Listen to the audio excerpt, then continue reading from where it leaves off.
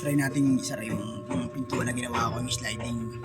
Kawala sa mga ano yun eh, mga bagay na patapon, mga kahoy na ano.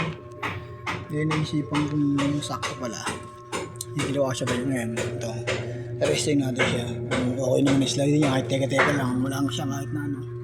Baga, i-slide siya, gamit lamang ang kanya sarili, wala siyang ibang inasa. Tingnan natin. Uy! Ang ganda rin, no? Angas din pala, no? Uy!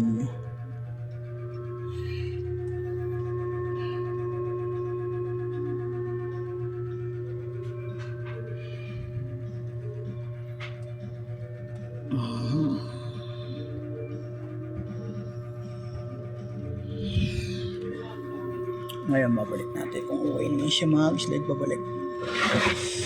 Oops, okay din, no?